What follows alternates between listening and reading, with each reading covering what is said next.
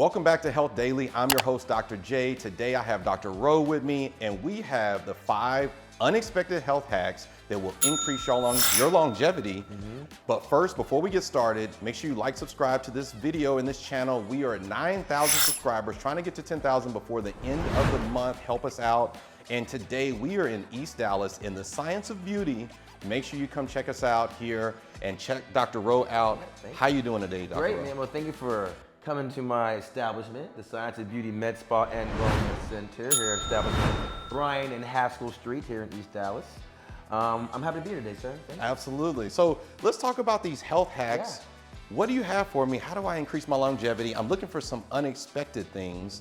Let's talk about these health hacks. Well, we have some really cool, interesting topics today, sir. So one is this new diet that we found, the fasting mimicking diet. Dr. Walter Longo is a professor at the University of Southern California, and he had basically developed this diet. So it's supposed to mimic fasting, but it seems like it's just kind of like a low-calorie diet to me. So basically, here's the breakdown, right? It's a 3 to 5 day diet plan. It involves consuming low-calorie, nutrient-rich food. Still allowing for kind of like a balance in caloric intake, basically. So the key components are this. Basically, it's low calories, only 1,100 calories per day, divided into 3 meals. And then we have, nutrient-rich foods we know we should be eating: fruits, vegetables, whole grains, lean proteins, healthy fats. And that's kind of, to me, kind of obvious. I don't know how that's different from most other diets. Okay. And then he has a specific, but I think the breakdown is this: he has a specific macronutrient ratio. Okay. I think he studied that allows your body still burn fat and promote cell renewal, but still having a certain amount of calories without actually fasting to do that. So it's 10% protein, 30% fat, and 60% carbs, and no fasting. And so they found this diet promotes cell renewal, cell regeneration, and also increases autophagy, right? Which promotes your natural process of healing your body. Now, I'm a big proponent of intermittent fasting. Okay. I intermittent fast every day. I stop eating at 10. I don't eat till 1 p.m. or 2 every day. Right? I have water, but no food. And for me, for the last, say, 5-6 years, it's helped me a lot to stay lean. I always feel good and healthy, and also like if I'm eating things that are not good, I feel like it helps me kind of just like clean out and refresh. I'm not the kind of person that needs to have a breakfast though, right? So, but I think that let's define breakfast real quick, right? Okay. Break your fast, right? So breakfast in the morning really is just kind of like it's a cultural thing, right? No one says we have to have eggs, bacon, grits, like sausage, egg, and cheese. Breakfast is just, so really breakfast just means when you break your fast, right? Like for instance, Ramadan just passed, right? So like, they had their full day of dry fasting, and then they broke their fast, right? And at sundown, right? You can break your fast anytime. That's all it means, breaking your fast. When you eating after you haven't been eating, right? And usually that should be something that's healthy, high protein usually, a good amount of glucose in it, some good carbohydrates. I feel Dr. Longo's diet just really mimics a low-calorie diet. I don't see how it's really, I fail to see how you're really promoting the benefits of fasting when you're not fasting. Maybe that's, and we'll definitely reach out to Dr. Longo. Maybe, and you explain it to me, I'm seeing where the fasting, it's mimicking, because I think that's where the mimicking word comes from. You're not technically fasting, but you're mimicking this so low calorie diet, but it's not unhealthy to the point where you can't function that day, right? You're over 1,000 calories. It's not typically dangerous for most people, right? It's not one of those 500 calorie diets. And so I think that's what maybe he's going for, but let's reach out to him and let's get some more information and see if he'll talk to us about the diet. Yeah, because with fasting, like it doesn't really my thing is, it doesn't really matter, it doesn't matter when you're eating, as long as you get those calories within that window. So even like true fasting, really is not that unhealthy because you've already obtained your calories. So from 1 o'clock to 9 or 1 to 10, you're putting your 2,000 calories in, and then you're stopped. Right. So from that bedtime you wake up, you're still burning fat. You still have energy. I see, like, I think there's a definition that we need to kind of like decipher through the definition of like what is fasting like versus fasting, how it's compared. And it's also, is fasting truly better than having a low calorie diet? Because that's just as good too, right? You can lose weight the same way. You can still pack on lean muscle. Right. But what's better, true fasting or something that mimics that? So that's something I think that's a whole topic. So we'll have to, if you want to hear more about that topic, make sure you comment below, and we can actually run a whole video on just fasting, because I think we can get really detailed with fasting, because we definitely see in clinic how people do fasting the incorrect way and the correct way. And so how about number 2? What's another health Number hack? 2, this is something people have been seeing all over Instagram and social media: cold shower therapy.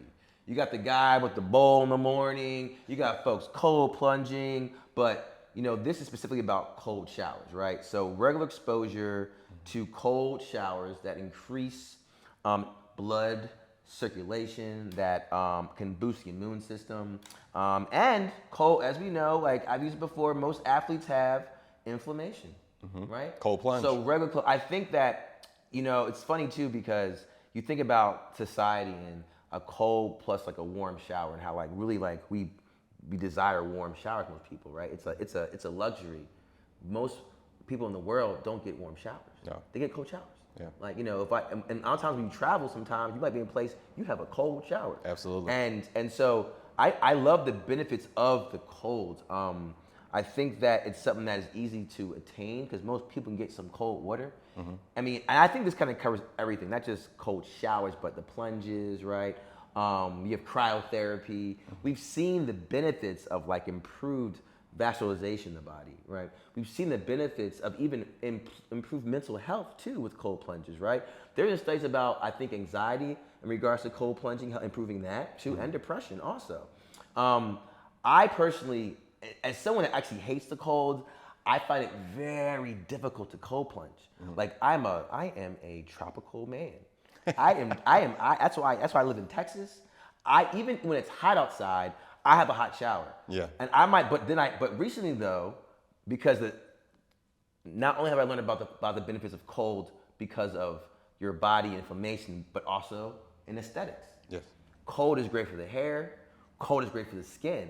So what I do now is at the end of my shower, I get a nice little cold minute and I hop out, because I'm already still warm. Right. But it's cool though that it's something that's attainable to people. Like you can get a cold shower and you can get the benefits of that cold water in your body. Right. And so what's another hack that I can use? Yeah. Another cool one is forest bathing. Forest bathing.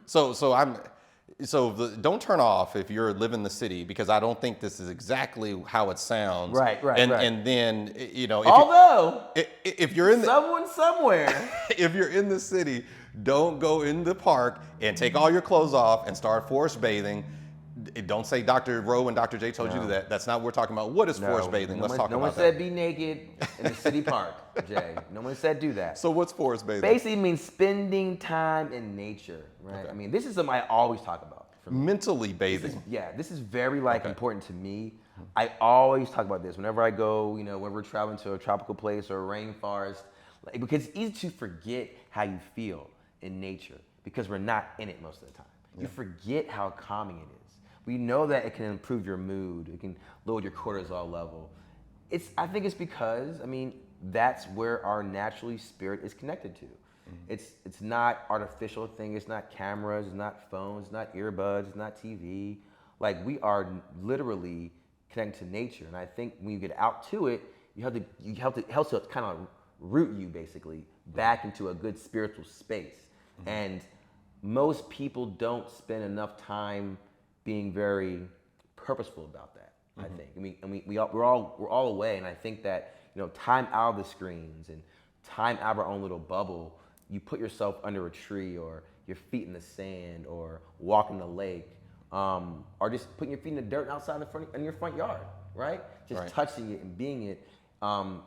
We come from nature, so that makes sense as to why it can be so calming and effective for us. And help with longevity. Yeah. So that's number 3. How about number 4? One of my faves too. connection through dance. Dance. Social connection through dance. You know, as a brother of a sister who danced her entire life, who literally will dance anywhere, who now has a daughter that will dance anywhere. I see what dancing can bring to people, like the happiness it makes them feel, especially when you are in a social environment like salsa dancing, swing dancing, and then the old Texas line dancing. You know, That's what I'm true. saying? You know, which I'm now getting into. I didn't know it was so vibey. Like now it's popping up on social media now more because these young kids are like getting it. Right. I'm like, I need to go to a hootenanny. I need to give me a hat and some boots and go. But basically though, you know, it boosts your mood. It can reduce anxiety. Same way with music. I think it's a combination though, because we know what music can do to you, right? But we also have shown that dancing, I've done studies about dancing and how it increases your dopamine, same as drugs and chocolate and everything else. It can increase those good feeling endorphins in your body. And most people, you know, when they dance, you can see it. People are smiling, right? I mean, unless you're in a battle, like. Well, even the battle dances, you can see how energized people are, and you can almost see the dopamine. You know, I mean, they're excited like they just won the championship. You know, because they may have won a championship, and so you're right. You know, that dopamine increase that they've seen in studies, they show that it's equivalent to when people are, you know, get high, or they're runners and they get that running high, or the dancers get the dancing high. So it's all basically the same. Our brains still function exactly the same. Exactly. It's just what triggers that. Right, exactly. Is it healthier, or is it not as healthy? Is it not as healthy, right? Exactly. I mean, because dancing can be the same. I mean, dancing is a career for some people. Dancing is a hobby for some people. Some people just do it recreationally, right? But like, I think when you dance, I think it's a common feeling to feel better. Right. You know, and maybe it's the people around you. Yeah. Who knows? Maybe the vibration of the music elevates you, right? Maybe it's a combination of just a bunch of stuff. Maybe it's just be out the house, doing something. I don't know, but music and feeling that physical touch of what music does to you, like the actual vibration through your eardrums, right? It's a physical experience, right? So you're dancing, music, tympanic membranes, you're feeling actual physical touch and spirit that I think that can transmute a lot of the feelings that you have that are negative, that are anxious. Like you just feel good. I think, and you're right. I think it's more natural to dance than not to dance. Right. I think in our society we've been taught not to dance. But what happens when people go travel? Hey, to the beach, or you know, to a rave, or Jamaica on the sand, on the beach. You know, you get people starting to feel it, and they let it go because they're not at home. Right. I mean, dancing's natural. You see babies dance. Like they aren't taught to dance. Like my niece, my kids dance. You play a beat, and I'm like, where do you even get that from? Yeah. So I think like that's natural. You're supposed to dance. Absolutely. If you don't, it's a problem. And don't be ashamed. Don't be scared to dance. You know, pop a lock if you have to. You know. So. Last but not least, number 5. What's number 5? Getting enough sleep. This is pretty cool. So you know, so getting enough sleep with the 4-7-8 breathing method, right? So box breathing. It's very cool. Very cool. Basically like relaxation breath. And breathing is the source of life. Nothing can happen without it. When you breathe the right way, it helps everything. I like this because I like the breathing method because